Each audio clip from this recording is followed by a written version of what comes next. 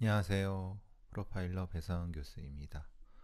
2017년 11월 5일입니다. 오늘은 아침에 그 연합뉴스 TV에서 잠깐 출연했어요. 이것저것 사건 한 주의 사건 정리 이런 걸 하는 것 같고 일요일 오전이라 가볍게 갔다 왔죠. 주요한 거는 이제 그 용인에서 가족살인 벌어졌던 거랑 이제 어, 계속 문제가 되는 한샘 종합가구업체 한샘의 사건 이게 몰카 성폭행 이 사건 은폐 이게 연결된 부분이에요. 그거랑 이제 영아 살해 이것까지 연결이 되는데 그거 관련된 얘기를 말씀 잠깐 드리고요. 그 전에 이제 뭐 어제 김어준의 블랙하우스 많이들 보셨을 거예요. 원래 그 시간에 이제 그것이 알고 싶다가 방송이 돼야 됐는데 대신 김어준의 블랙하우스가 일종의 파일럿 형태로 2부작 형태로 만들어졌어요. 그러니까 아마 오늘하고 내일 어제하고 오늘 이렇게 하고 정규 편성이 될지 그것이 따로 다시 가겠지만 시간대는 좀 바뀌겠죠. 어쨌든 SBS 공중파에서 야심차게 한 것 같아요. 사실 공장장은 벙커에서부터 저도 개인적으로 잘 알진 못해도 몇 번 벙커에 출연해 보기도 했고 파파이스 같은 데 출연해 보기도 했고 그랬어요. 그래서 손석희 사장이라든가 조능희 PD라든가 우리나라에서 몇 안 되는 신뢰할 수 있는 언론인 중에 하나인 거죠. 그건 뻔한 명확한 사실인 거고. 그리고 우리나라의 언론의 지평을 완전히 패러다임을 바꾼 사람이라고 누구나 다 알고 있는 거예요. 그 김어준의 블랙하우스에 대한 기대는 상당히 크고 저도 이제 상당히 크게 하고 있고요. 정기 편성이 됐으면 좋겠다는 생각이 들어요. 많은 분들이 생각하고 있는 것처럼. 근데 그런 뭐 어, 그런 일종의 찬사만 하려고 얘기한 게 아니라 이 방송을 소재를 그쪽으로 튼 게 아니라 개인적으로 이제 제가 이 어제 블랙하우스에 대한 거에 대한 소회를 밝히면요. 저는 조금 실망이었어요. 왜냐하면은 첫 번째 야심차게 나왔던 유대균, 그러니까 유병헌 장남 유대균에 대한 단독 인터뷰는 사실 기존에 알고 있던 내용을 확인하는 정도이죠. 글쎄, 저는 차라리가 아니라 오히려 유석기, 그러니까 차남. 실제로는 유대균이 아니라 유병헌의 것을 이어받았다고 하는 유석기에 대한 얘기가 있죠. 그러니까 유대균에 대한 얘기는 이전에도 많이 나왔던 부분이 있어갖고 세월호 실소유주에 대한 거, 유병헌 몰이했던 이런 부분에 대한 얘기는 우리가 익히 알고 있는 부분이잖아요. 그래서 조금 실망스러웠다. 차라리 유대균을 통해서 유석기, 지금 유석기란 사람은 어디에 있는지도 몰라요. 미국 어디 아니면 멕시코에 있는지. 사실 그 부분을 좀 들었으면은 조금 더 이제 훨씬 더 판이 좋아졌을 텐데 아쉬운 부분은 총수가 그 부분에 대해서 물론 이거는 유대균이란 사람이 하고 싶은 말을 인터뷰했다는 자체가 중요하지만 많이 아쉬운 부분이라고 생각을 하고요. 그 외에는 뭐 익히 아는 부분들인 거였었고요. 그 다음에 두 번째 곡지로 나왔던 거는 박근혜 오천 살인 사건이잖아요. 그 부분도 사실은 뭐 아시는 분은 아시겠지만 상당히 아쉬웠던 부분은 그거였죠. 음, 일단 목격자. 그러니까 그 파리에서, 그러니까 두바이에서의 그 목격자는 거기에 이제 어떤 조폭들이 관련돼 있다는 것을 인터뷰를 해줬고, 교차 팩트 체크가 안 됐기 때문에 얘기를 못 하고 있다가 음, 지금 이제 새롭게 나온 9월 6일 날 그 일종의 그 차량 카섹스 쪽의 제보를 통해서 뭐 이렇게 했잖아요. 근데 사실 그 부분은 뭐 이전에도 그렇게 진술을 하겠다고, 그러니까 목격을 했다는 얘기는 덜어 있었기 때문에 뭐 새로운 사실은 아니었고, 이전에 이제 제가 박근혜 오천 살인 사건에 대해서 방송을 했던 영역에서 아시다시피 최소한 3명이 관여된다. 왜냐하면 망치, 작은 칼, 큰 칼. 이 생각을 하면, 그리고 그거는 현장 분석만 돼도 3명은 기본적으로 나온다. 관련돼 있을 수 있다. 뭐 이거는 제가 얘기했던 부분이고요. 그래서 이제 조금 신선하진 않았다. 이런 생각이 좀 들었어요. 그 외에 이제 뭐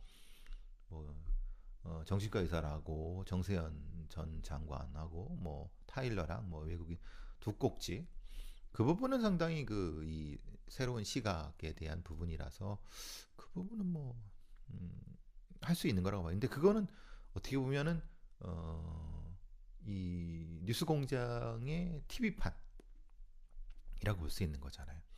그래서 약간 포맷은 좋았지만은 조금 더, 그리고 유대균이랑 박근혜 오천 그거는 딱히 신선하진 않았다. 이런 생각이 좀 들었어요. 일단은 그러면서 이제 유대균 얘기하면서 공장장이 얘기를 했죠. 저는 상당히 그 얘기는 좋게 생각을 해요. 뭐냐면 지금까지 세월호 참사에 대해서 우리가 참 혼란되고 잘 모르는 것 같다. 그러면은 결국은 질문이 잘못되어 있지 않았냐라고 하는 김어준 총수의 그 얘기는 상당히 경청할 만해요. 그런데 저는 거기에 더해서 음, 하나 더, 거기 더한다기보다는 좀 다른, 그것도 포함되는 거죠. 거기에 더해서 질문의 대상이 잘못되어 있다라고 전 생각을 해요. 즉, 그 질문 자체가 잘못되어 있었다. 첫 번째. 그리고 질문 대상, 누구한테 물어야 되는지를 잘못 묻고 있다.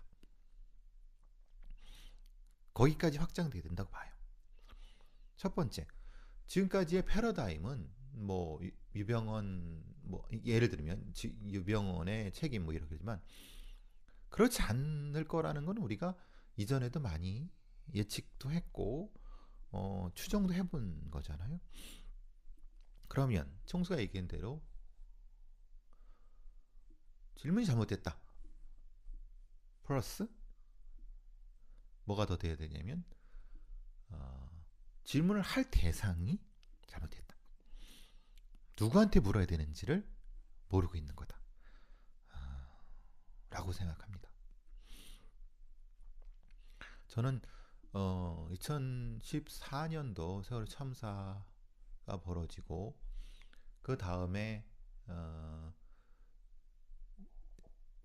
이른바 유병원의 그 시신이라고 하는 것이 순천에 매실밭에 발견됐을 때부터 어떤 이유에선가 YTN 방송국에 그 이 범죄 전문가로 끌려 나와서 그때부터 이제 관여를 했다고 말씀드렸어요.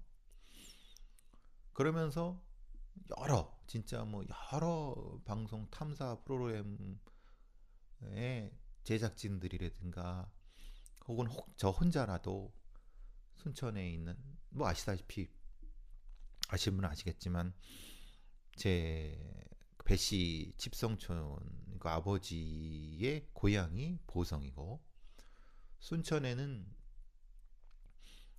그런 인연으로 순천에서 순천제일대학교에서 그 강의를 했었고 이제 뭐 그 강사로서 강의도 했었고 그러면서 인연이 있었어요. 그런 과정에서 2014년 7월 그 매실밭에서 유병원이라고 칭해지는 유해가 발견된 부터 시작해서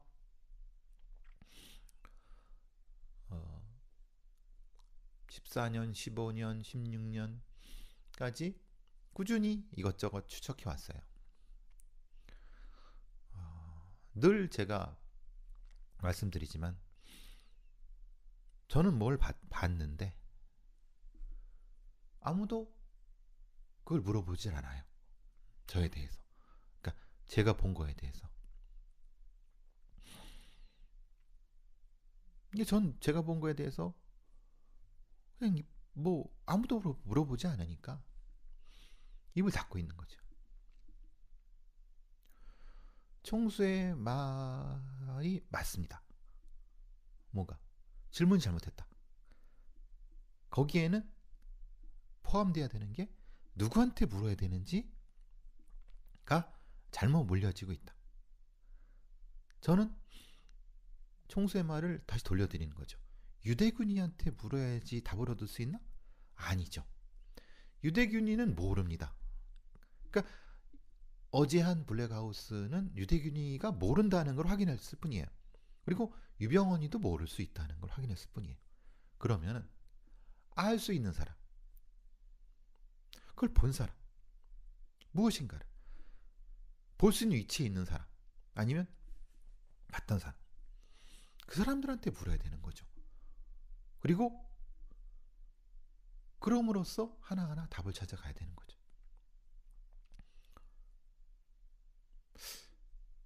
저기에 착오가 있지 않았을까요? 누구도 저한테는 묻지 않았어요. 저는 할 말이 많은데.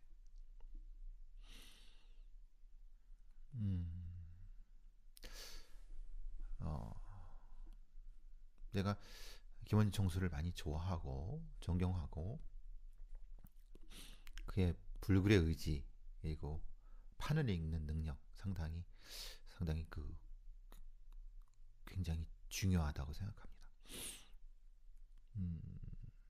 그런 맥락에서 제가 한마디 드렸어요.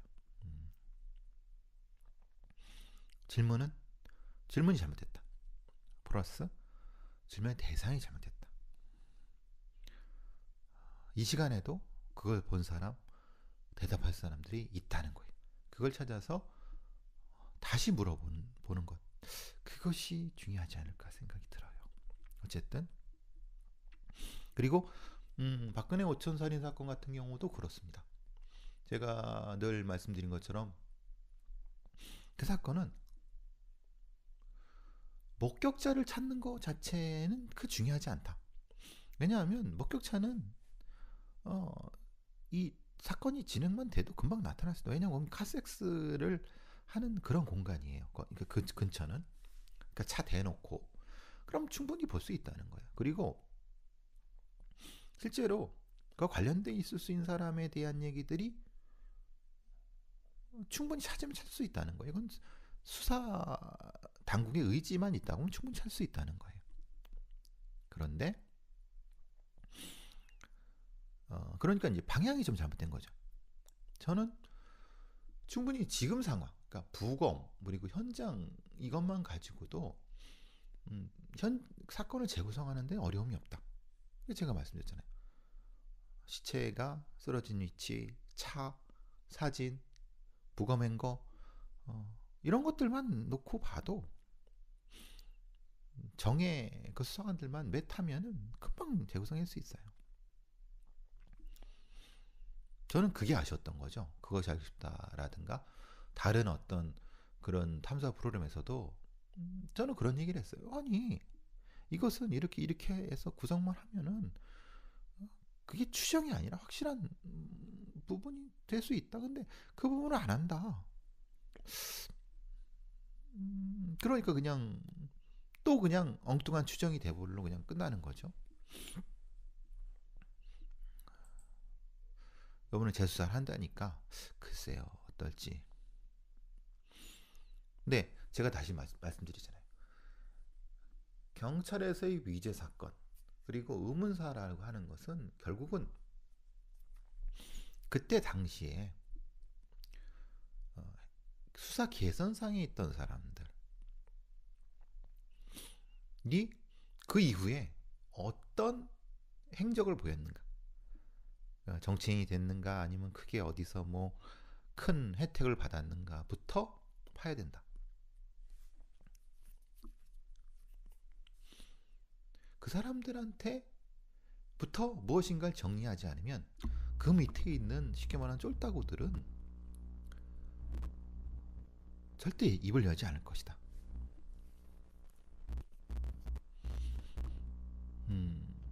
그 사건이 어떻게 처리됐든 그게 뭐 제가 뭐 조작됐거나 그런 말씀 드리는 거 아니에요. 경찰의 조직 특성상 수사 개선상에 위에 있는 사람이 있고 거기서 그 사람이 어떤 걸 열어주지 않는 한 밑에서 뭘 했던 쫄따구들은 사실은 뭐 어떻게 할 수가 없어요. 그 메커니즘을 이해를 해야 되는데 탐사 프로그램에 있는 작가들이나 아니면 그 PD들이나 이런 사람들이 그 부분은 잘 안 하는 거예요. 예전에 PD 수첩이나 이런 사람들은 잘했죠.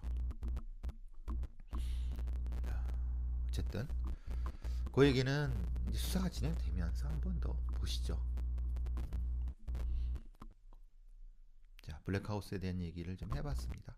뭐 제가 그냥 뭐 비판만 하는 게 아니라 이것저것 앞으로도 뭐 좋은 조언도 해드리려고 합니다. 자, 오늘 한 사건으로 넘어갈까요? 오늘 한 사건은 이게 핵심적으로 이제 그 한샘 그 관련된 건데요. 이 사건은 사건이 3개입니다.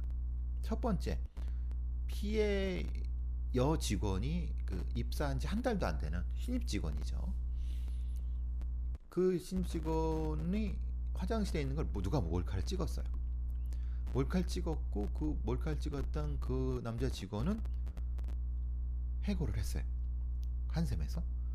그리고 그 과정에서 이 피해자를 일종의 좀 카운셀링 한다고 하는 한샘의 이 관련된 부서의 선임자죠. 뭐 그걸 뭐 담당자라고 하든 선임자라고 하든 그 사람인데 그 사람이 이제 이 피해 여성과 성관계를 한 거예요. 근데 그 성관계가 이 피해 여성의 입장에서는 강간이다라고 하는 거고 그 담당자라는 사람은 아니다, 화간이다라고 하는 거예요. 그리고 그 과정에서 이 피해 여성이 문제를 제기하니까 한샘의 인사팀장이 이 피해 여성을 회유하는 이 3가지 사건이 연결되는 거예요. 첫 번째 몰카 사건은 물론 회사로서도 뭐 해고를 했고 또 그 부분 자체는 이제 처벌이 되는 부분에서는 근데 그 자체만으로는 단일 사건으로 끝났다고 하면 문제가 될 건 없죠. 왜냐면 그 다음에는 피해 여성이 뭐 고소를 하거나 아니면 뭐 여러 가지 하면 되니까. 근데 문제는 그 과정에서 그 한샘의 그 담당 직원이 일종의 카운셀링을 한다는 명목으로 얘기를 하다가, 근데 그거는 저거죠.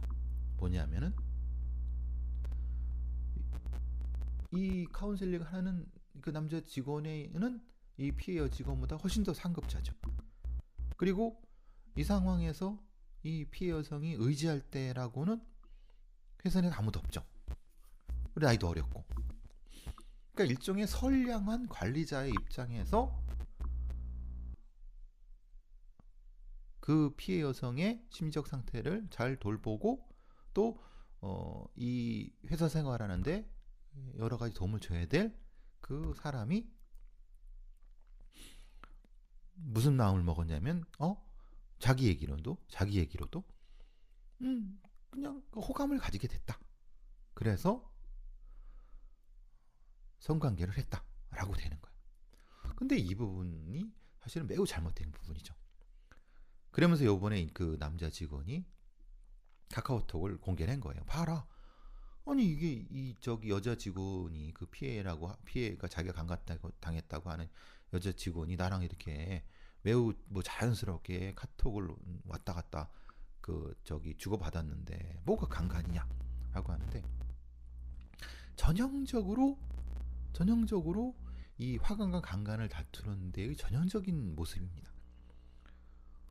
제가 아까 저 연합뉴스 TV에서도 말했지만은 기본적으로 이 둘 사이의 위계관계를 보지 않고, 위계관계와 기저심리를 보지 않고, 이게 그 자체만으로 화강과 길거리에서 만나서 성관계는 게 아니잖아요. 즉 이 담당자 선임자는 자기의 어떤 우월한 지위를 통해서 여직원의 그 이 심리적인 그 뭐 상태를 돌봐야 되는 입장인데, 그거를 자기의 일정 정도 욕구, 자기의 본인은 그걸 본인은 부정할 거예요. 뭐 욕구가 뭐냐? 나는 그냥 정상적으로 상담을 해줬다 그러는데, 그거는 선관주의에 위배되는 거예요. 선량하게 아주 제대로 본인의 임무를 다했다고 하면 본인이 설사 그 여성을 좋아했다 하더라도 그 여성과 성관계를 가지면 안 되죠. 그러니까 기본적인 기본이 안 됐던 거예요. 그 둘이 설사 둘이 불꽃이 튀어갖고 좋아했다 하더라도 그 진행의 초입에는 이 여성이 약자라는 것, 그리고 이상이 심리적으로 몰카 범죄를 피해를 당해갖고 불안하다는 것을 이용해서 일종의 성관계를 한 거잖아요. 그러니까 이런 종류의 그 성범죄에 카운셀링 하는 사람들은 기본적으로 어떤 지켜야 될 선이 있는 거예요. 그러니까 이 담당자라고 하는 사람이 이제 지금 성관계 가해자로 불렸던, 그러니까 이 젊은 여성이 이 몰카 피해를 당했어요. 그 얼마나 불안하고 좀 의지할 때가 필요하잖아요. 그 마음을 이용해서 성관계가 이루어진 거잖아요. 그리고 더더군다나 이제 그 다음 회사는 자신들의 이 이미지가 추락할까봐 인사팀장을 통해서 사건 은폐와 축소, 그래서 일종의 압력을 넣은, 결국은 인사팀장, 그건 회사가 책임져야 되죠. 즉 인사팀장이라고 하는 건 회사의 고위직 간부라고 하면 당연히 그거는 한샘이라고 하는 회사가 책임져야 되는 거예요. 그런데 그렇게 되도록 놔둔 분위기, 즉 뭐 그냥 여직원 하나 저렇게 된 거 자르고 말지 라고 하는 정도까지 하는 이 처참한 이 인식이 잘못됐다는 거죠.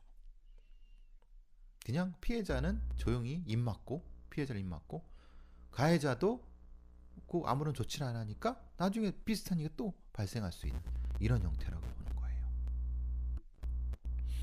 결국은 두 가지가 같이 진행돼야 되죠. 인사팀장을 중심으로 하는 회사의 조직적 은폐와 그 압력 자체에 대한 회사 차원의 이 재발 방지와 처벌과 재발 방지와 사과, 그 다음에 피해 보상이 이루어져야 되는 거고, 또 하나는 그 가해, 그러니까 성관계를 가졌는데 자기는 화관이라고 하는 이 부분에 대한 잘못된 인식. 뭐냐면 그런 사람은 그런 카운셀링 있는 부서에 있으면 안 되죠. 그죠? 적어도 그런 어떤 선을 지킬 수 있는.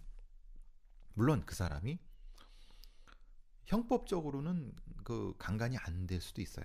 왜냐하면 아니 본인이 그 카톡도 보내 그러면서 저기 성관계를 한 부분을 문제 제기하지 않았지 않느냐.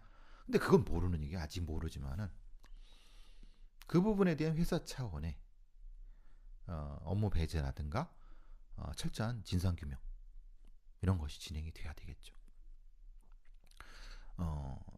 우리 사회는 너무 그 이 여성의 성범죄, 즉 화간과 강간을 다루는 이런 부분에 있어 일종의 왜 넌 강간을 당하려고 했을 때 저항하지 않았느냐, 거기 그 자리에서 왜 넌 적어도 뭘 하지 않았느냐라고 하는 굉장히 그 천박한 인식을 가지고 있어요. 즉 그 여성이 지금 그 상태에서는 이 엄청난 심리적 부담과 위계 의식 때문에 꼼짝도 못할 수 있는 상황이 있어요. 자기의 미래에 대한 것도 생각하고 또 직장에 쫓겨날 것도 생각하고 여러 가지 생각하면은 거기서 사실은 소극적이 될 수밖에 없는 그런 기저 심리를 충분히 이해해야 되는데, 그거 없이 단지 그냥 그 행위 자체로만 화간과 강간을 구분하는. 그래서 실제로 수사 경찰과 검찰의 그 성범죄 처벌의 수사 부분도 불기소 처벌한 것도 한번 다시 재검토를 해봐야 돼요. 그 매뉴얼도 바꿔야 되는 거예요. 참 이런 논란이 있을 때마다 참 안타까움이 많습니다. 아직도 우리는 멀었다.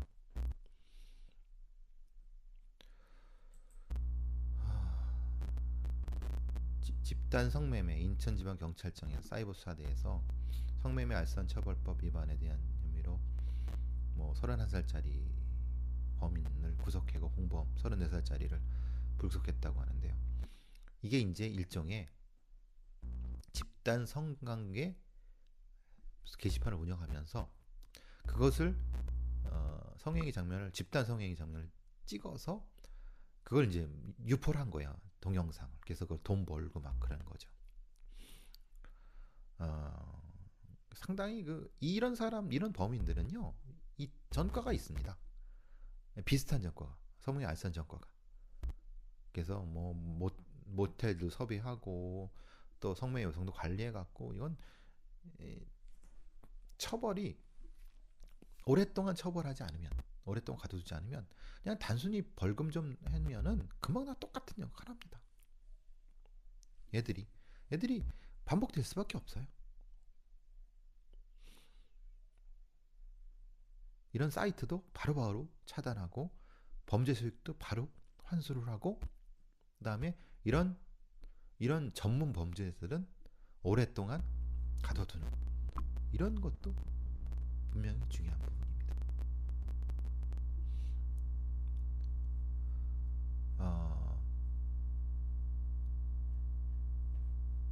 퇴학 제가 좀 불편한 장면이 하나 있었어요. 며칠 전에 이재명 시장도 나왔던 뭐그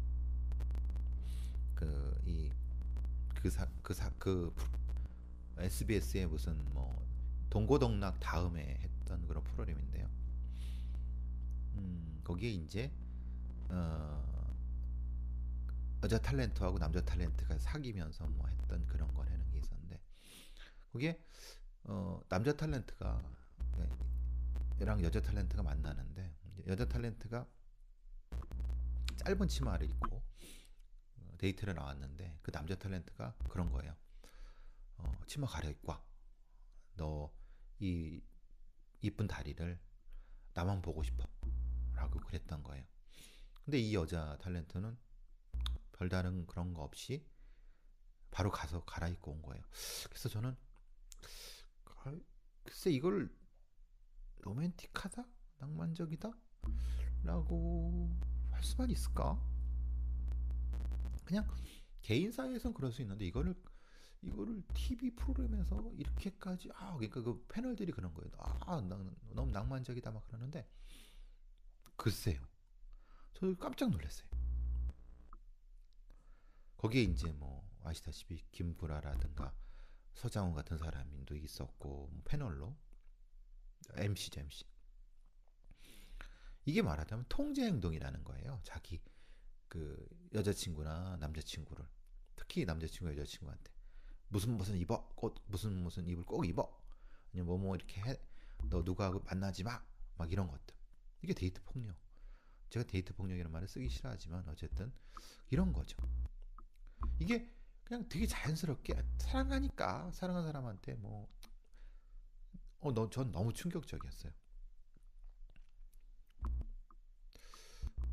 여러분은 어떻게 생각하시나요? 저는 상당히 충격적이었어요. 음, 이런 통제 행동은 다음 단계로 넘어갑니다. 그러니까 꼭 여자친구, 자기 부인이 무엇을 꼭 해길 바라는 새장 안의 새처럼 여기게 되는 거죠.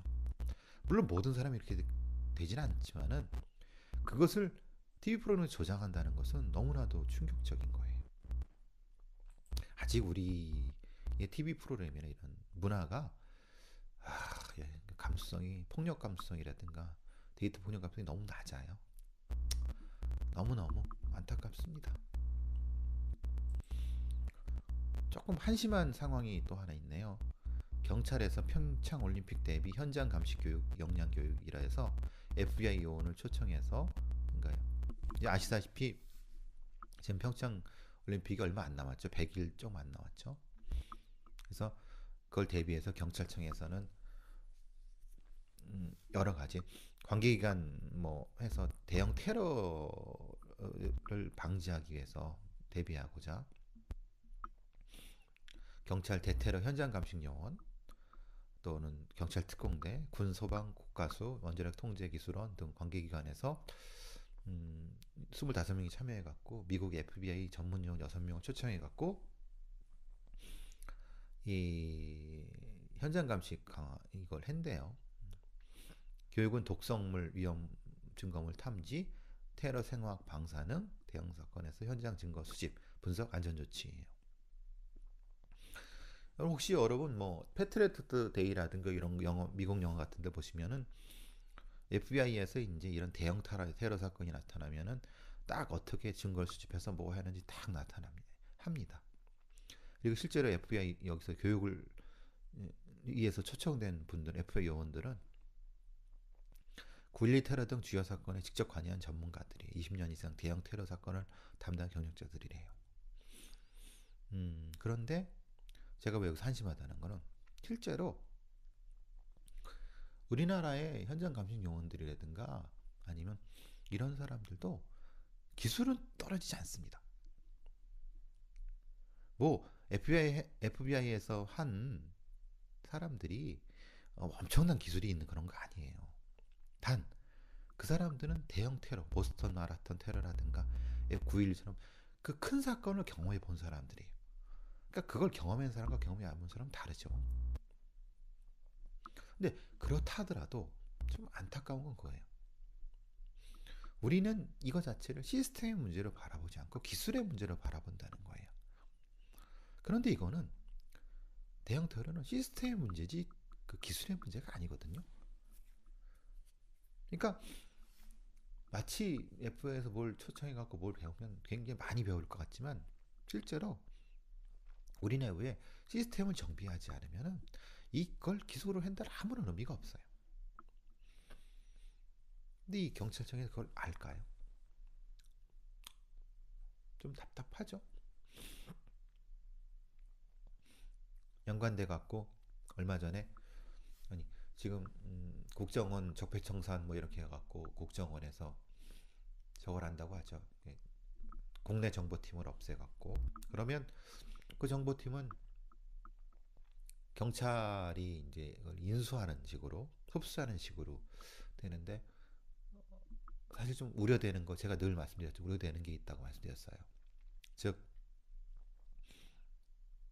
너무 경찰이 비대해져요. 특히 지금도 국정원의 그 정보 국내 정보 파트는 현장 경찰의 정보과 형사들을 통해서 정보를 얻는데요.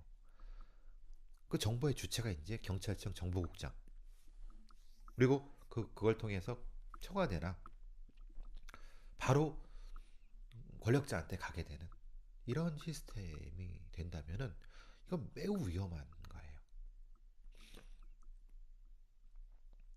미국이나 영국 같은 데 보시면은 국내 정보 파트나 정보 파트는 당연히 대통령이나 총리가 통제하는 많이 통제하는 게 아니라 국회의 집단 통제를 받아요. 그러니까 지금 사실 그 이 국정원의 정보 파트가 곧바로 경찰로 넘어가서는 안 되고 경찰을 행정경찰과 수사경찰로 분리하고 이런 큰 그림하에서 움직여야 되는데 이게 너무 얼렁뚱땅 엉망으로 되는 것 같아서 매우 좀 우려스러운 감이 있습니다. 나중에 좀 기회가 되면 이런 말씀도 좀 드렸으면 좋겠고요. 제가 좀 더 하고 싶은데 코가 많이 막히네요. 요즘 감기도 그렇고. 자, 오늘 여기까지 하겠습니다. 감사합니다. 부분은 상당히 이 새로운 시각에 대한 부분이라서 그 부분은 뭐 할 수 있는 거라고 봐요. 근데 그거는 어떻게 보면은 이 뉴스공장의 TV판이라고 볼 수 있는 거잖아요. 그래서 약간 포맷은 좋았지만은 조금 더 그리고 유대균이랑 박근혜 오천 그거는 딱히 신선하진 않았다 이런 생각이 좀 들었어요. 일단은 그러면서 이제 유대균 얘기하면서 공장장이 얘기를 했죠. 저는 상당히 그 얘기는 좋게 생각을 해요. 뭐냐면 지금까지 세월호 참사에 대해서 우리가 참 혼란되고 잘 모르는 것 같다. 그러면은 결국은 질문이 잘못되어 있지 않았냐라고 하는 김어준 총수의 그 얘기는 상당히 경청할 만해요. 그런데 저는 거기에 더해서 하나 더 거기 더한다기보다는 좀 다른 그것도 포함되는 거죠. 거기에 더해서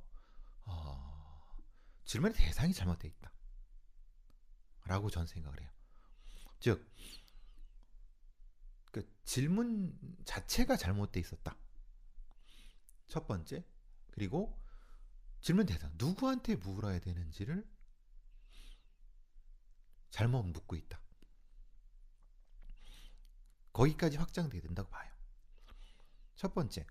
지금까지의 패러다임은 뭐 유병헌 뭐 예를 들면 유병헌의 책임 뭐 이렇게지만 그렇지 않을 거라는 건 우리가 이전에도 많이 예측도 했고 추정도 해본 거잖아요. 그러면 총수가 얘기한 대로 질문이 잘못됐다. 플러스 뭐가 더 돼야 되냐면 질문을 할 대상이 잘못됐다. 누구한테 물어야 되는지를 모르고 있는 거다. 라고 생각합니다. 저는 2014년도 세월호 참사가 벌어지고 그 다음에 이른바 유병원의 그 시신이라고 하는 것이 순천에 매실밭에 발견됐을 때부터 어떤 이유에선가 YTN 방송국에 이 범죄 전문가로 끌려 나와서 그때부터 이제 관여를 했다고 말씀드렸어요. 그러면서 여러 진짜 뭐 여러 방송 탐사 프로그램의 제작진들이라든가 혹은 저 혼자라도 순천에 있는 뭐 아시다시피 아시는 분은 아시겠지만 제 배씨 칩성촌 그 아버지의 고향이 보성이고 순천에는 그런 인연으로 순천에서 순천제일대학교에서 그 강의를 했었고 이제 뭐 그 강사로서 강의도 했었고 그러면서 인연이 있었어요. 그런 과정에서 2014년 7월 그 매실밭에서 유병원이라고 칭해지는 유해가 발견된 부터 시작해서 어, 14년, 15년, 16년까지 꾸준히 이것저것 추적해 왔어요. 늘 제가 말씀드리지만 저는 뭘 봤는데 아무도 그걸 물어보질 않아요. 저에 대해서. 그러니까 제가 본 거에 대해서. 이게 전 제가 본 거에 대해서 그냥 뭐 아무도 물어보지 않으니까 뭐 손석희 사장이라든가 그나마 조능희 PD라든가 뭐 우리나라에서 몇 안 되는 신뢰할 수 있는 언론인 중에 하나인 거죠. 그건 뭐 뻔한 명확한 사실인 거고. 그리고 우리나라의 언론의 지평을 완전히 패러다임을 바꾼 사람이라고 뭐 누구나 다 알고 있는 거예요. 그 김어준의 블랙하우스에 대한 기대는 뭐 상당히 크고 저도 이제 상당히 크게 하고 있고요. 정기 편성이 됐으면 좋겠다는 생각이 들어요. 많은 분들이 그렇게 생각하고 있는 것처럼. 근데 그런 뭐 어, 그런 일종의 찬사만 하려고 뭐 얘기한 게 아니라 이 방송을 소재를 그쪽으로 튼 게 아니라 음, 개인적으로 이제 제가 이 어제 블랙하우스에 대한 거에 대한 소회를 밝히면요. 저는 조금 실망이었어요. 왜냐하면은 첫 번째 야심차게 나왔던 유대균, 그러니까 유병헌 장남 유대균에 대한 단독 인터뷰는 사실 뭐 기존에 알고 있던 내용을 확인하는 정도이죠. 글쎄, 저는 차라리가 아니라 오히려 유석기, 그러니까 차남. 실제로는 유대균이 아니라 유병원의 것을 이어받았다고 하는 유석기에 대한 얘기가 있죠. 그러니까 유대균에 대한 얘기는 이전에도 많이 나왔던 부분이 있어갖고, 세월호 실소유주에 대한 것, 유병원 몰이했던 이런 부분에 대한 얘기는 우리가 익히 알고 있는 부분이잖아요. 그래서 조금 실망스러웠다. 차라리 유대균을 통해서 유대균을 통해서 유석기 지금 유석기란 사람은 어디에 있는지도 몰라요. 미국 어디 아니면 뭐 멕시코에 있는지 사실 그 부분을 좀 들었으면은 조금 더 이제 훨씬 더 판이 좋아졌을 텐데 아쉬운 부분은 총수가 그 부분에 대해서 물론 이거는 유대균이란 사람이 하고 싶은 말을 인터뷰했다는 자체가 중요하지만 많이 아쉬운 부분이라고 생각을 하고요. 그 외에는 뭐 익히 아는 부분들인 거였었고요. 그 다음에 두 번째 곡지로 나왔던 거는 박근혜 오천 살인 사건이잖아요. 그 부분도 사실은 뭐 아시는 분은 아시겠지만 상당히 아쉬웠던 부분은 그거였죠. 음, 일단 목격자. 그러니까 그 파리에서, 그러니까 두바이에서의 그 목격자는 거기에 이제 어떤 조폭들이 관련돼 있다는 것을 인터뷰를 해줬고 교차 팩트 체크가 안 됐기 때문에 얘기를 못 하고 있다가 음, 지금 이제 새롭게 나온 9월 6일 날 그 일종의 그 차량 카섹스족의 제보 이걸 통해서 뭐 이렇게 했잖아요. 근데 사실 그 부분은 뭐 이전에도 그렇게 진술을 하겠다고 그러니까 목격을 했다는 얘기는 덜어 있었기 때문에 뭐 새로운 사실은 아니었고 이전에 이제 저희가 박근혜 오천 살인 사건에 대해서 방송을 했던 영역에서 아시다시피 최소한 3명이 관여된다. 왜냐하면 망치, 작은 칼, 큰 칼.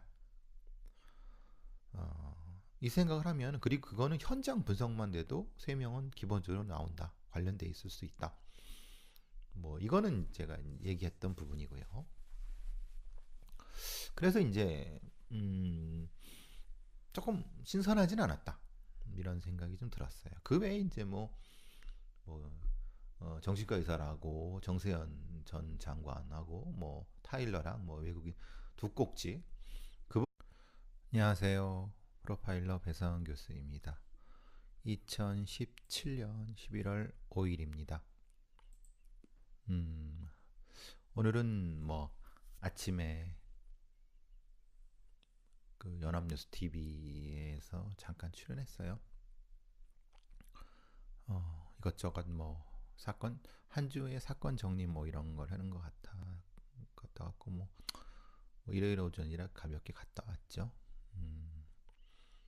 중요한 거는 이제 그 용인에서 가족살인 벌어졌던 거랑 이제 어, 계속 문제가 되는 한샘 종합가구업체 한샘의 사건 뭐 이게 몰카 성폭행 이 사건 은폐 뭐 이게 연결된 부분이에요. 그거랑 이제 영화 사례 이것까지 연결이 되는데 그거 관련된 얘기를 말씀 잠깐 드리고요. 그 전에 이제 뭐 어제 김어준의 블랙하우스 뭐 많이들 보셨을 거예요. 원래 그 시간에 이제 그것이 알고 싶다가 방송이 돼야 됐는데 대신 김어준의 블랙하우스가 일종의 파일럿 형태로 2부작 형태로 만들어졌어요. 그러니까 아마 오늘하고 내일 아니, 어제하고 오늘 이렇게 하고 뭐 정규 편성이 될지 뭐 그것이 따로 다시 가겠지만 뭐 시간대는 좀 바뀌겠죠. 어쨌든 SBS 공중파에서 야심차게 한 것 같아요. 사실 공장장은 뭐 벙커에서부터 저도 뭐 개인적으로 뭐 잘 알진 못해도 몇 번 벙커에 출연해 보기도 했고 파파이스 같은 데 출연해 보기도 했고 그랬어요. 그래서